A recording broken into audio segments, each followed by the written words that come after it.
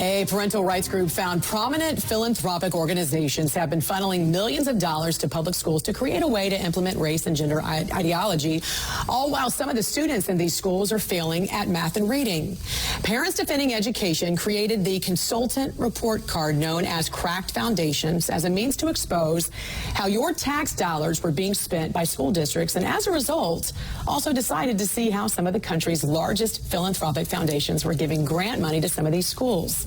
President of Parents Defending Education, Nicole Neily, joins us right now with more on this investigation. And I wanted to give that background, Nicole, because you guys did this through the Freedom of Information Act, through tax filings and public documents, and you found $200 million was given to 70 school districts in 4 years. So tell me about these organizations and these grants. Sure. So this is, to be clear, just the tip of the iceberg. If you go into ProPublica's 990 search and you pipe in school district, there are actually 97,000 results that come up. And so we only dug into 5 foundations, as you said, prominent ones. The Gates Foundation, related to the Bill and Melinda Gates Foundation. Chan Zuckerberg Initiative, related to Mark Zuckerberg of Facebook. The Wallace Foundation, the Kellogg Foundation, related to the Kellogg cereal manufacturing company.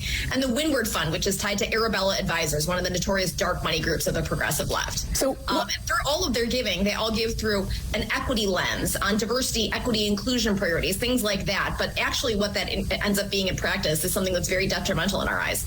Well, what school districts received these grants and how was that money allocated? Sure. So we specifically dug into, after looking at their 990s and filing a lot of these public records requests, we identified 10 districts where they were getting a lot of money, and a number of which are in red states. There were 2 in Florida, Palm Beach County, Broward County. In Texas, Dallas County Public Schools. In Oklahoma, Tulsa. In Kentucky, Jefferson County. And in Ohio, Columbus. The 2 biggest districts that we found actually were Battle Creek, Michigan, which received $31.2 million over a 4-year period.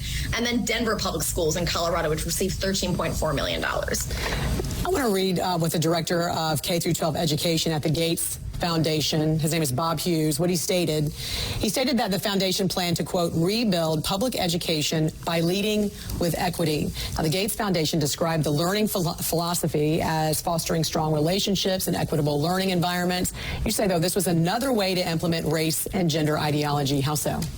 Sure. So we dug into their website, looking just at their own annual reports, how they talk about their own programming. They talk about dismantling systems of oppression. Something that does that operates on the premise that the United States is founded on white supremacy. And so it's really questionable that, do we want those kinds of ideas injected into our education system?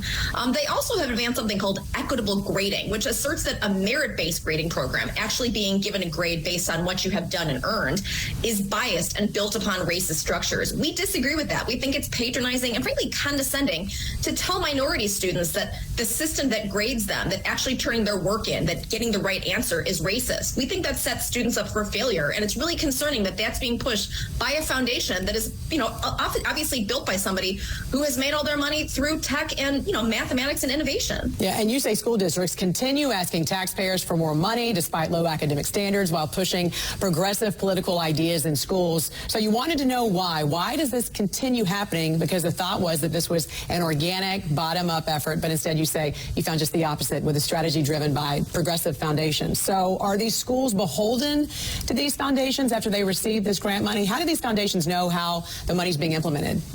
Sure, grant foundations, and that was one of the things that we ended up with through the public records request, the back and forth emails between the districts and the grant officers, what the reports are, what the expectations are. These are not no strings attached, here's $100,000. There are expectations about the kinds of programming, reports that have to be submitted to check in about status that has been made towards it. That's what philanthropic foundations do.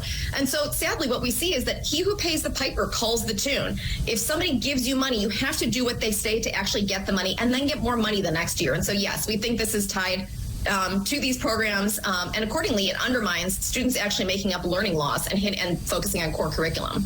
President and founder of Parents Defending Education, Nicole Neily, always a pleasure talking to you. Thanks for joining us this morning here on the National Desk. We appreciate it. Thank you.